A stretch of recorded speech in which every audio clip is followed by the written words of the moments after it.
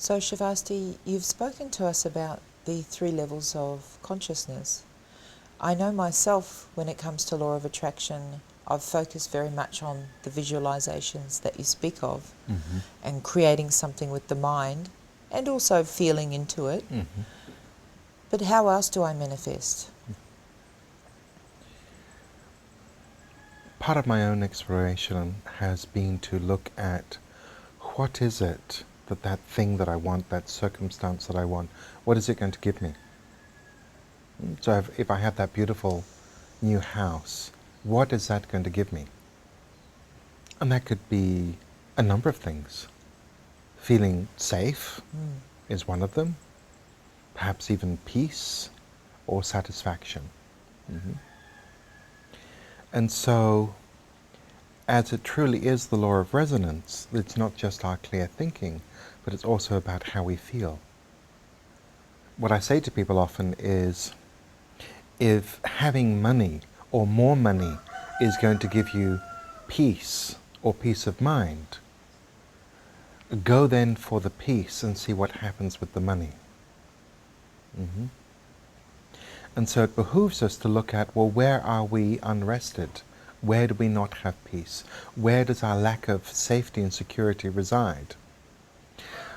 What many of us fall into the trap of, we want the quick fix. So we want to go into our upper chakras and live from here and never actually feel what's going on, really going on, beneath all of that, all of the pain, the long-term suffering.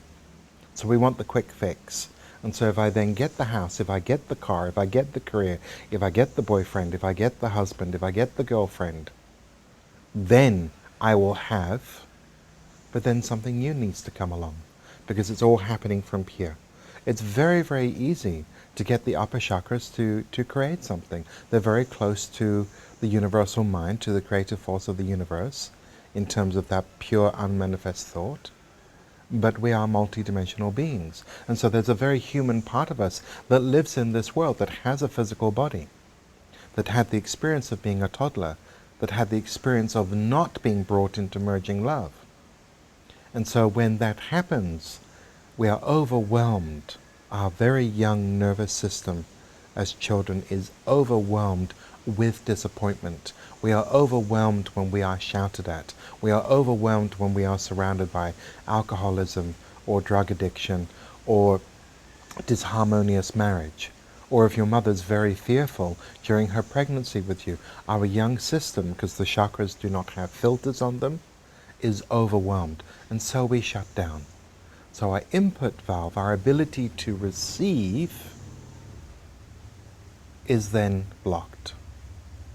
In addition to that, from the moment we're born, images are projected upon us. If you're a girl, there are certain images about what a girl is and what a girl needs to be. If you're a boy, there are certain images that are projected onto you. And then the world projects images onto us as well. If we're this ethnicity or this race, if we have this skin tone or a different skin tone, if we have this religion or that religion, or this accent or that accent. And so an awful lot of images are placed upon us. And so as children, we try to fit into those images so that we can belong. And that creates a separation from who we really are. And so we construct a personality, we construct an identity according to all of these different images that are not really us.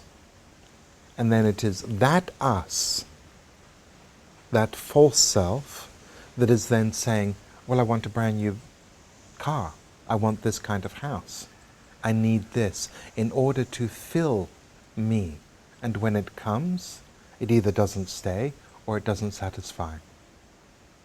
And so we can spend years manifesting and never be satisfied with what we have, always needing more.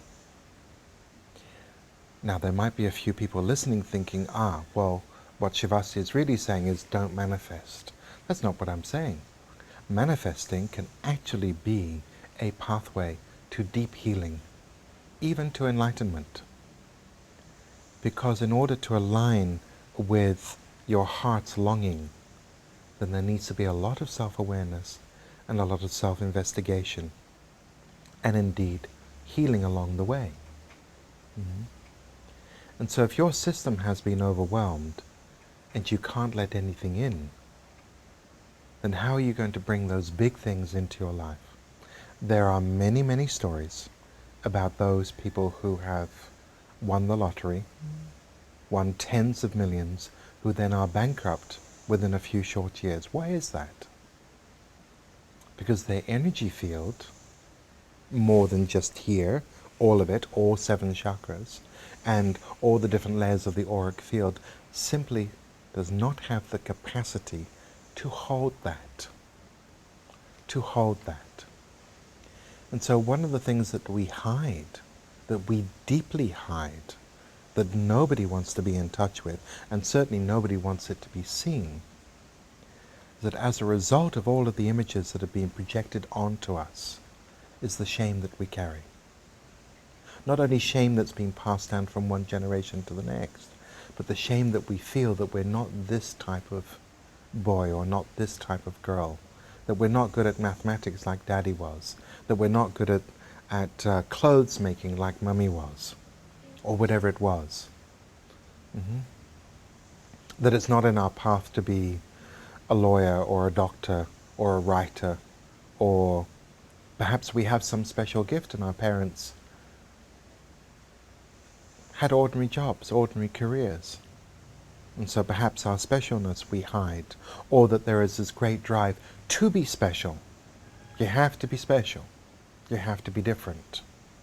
And so lurking underneath all of that is shame, and the great disease of Western culture in particular is self-hatred.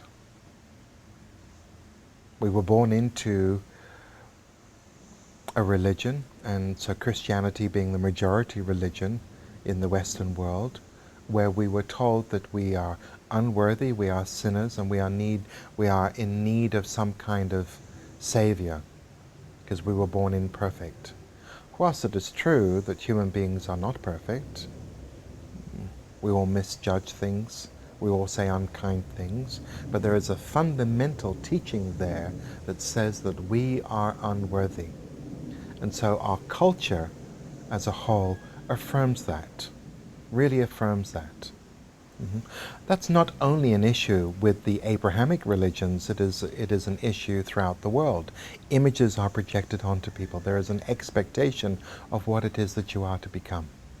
And so who we are, the essence of who we are, all children arrive in the world brimming with effervescent love. They have to be taught not to love someone.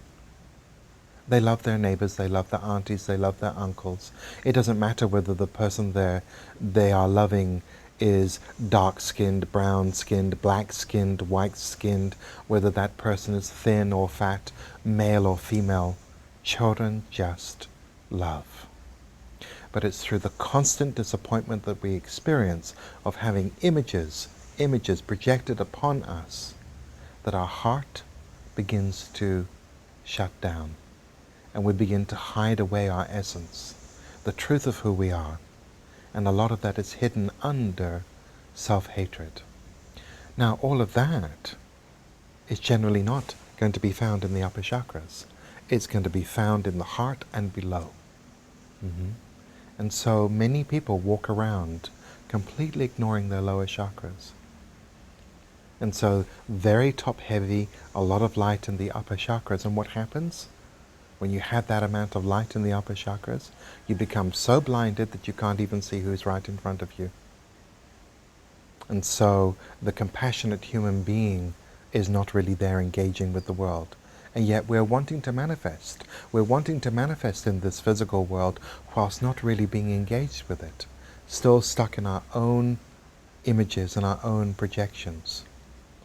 But when we begin to meet that which is really there, really meet it, instead of trying to paste over everything and cover everything with a positive thought and a positive image, when we really encounter what's there, that's when the real work starts. Because in the abyss of the darker parts of our consciousness, all of the pain, all of the self-hatred, all of the disappointment is residing there. Contained within that abyss is most of our life force energy. All of that life force energy is there to keep that in place. So what we continually do, we choose long-term suffering in favor of short-term pain. We don't even want to admit that there's self-hatred there. We don't even want to admit that there's shame there.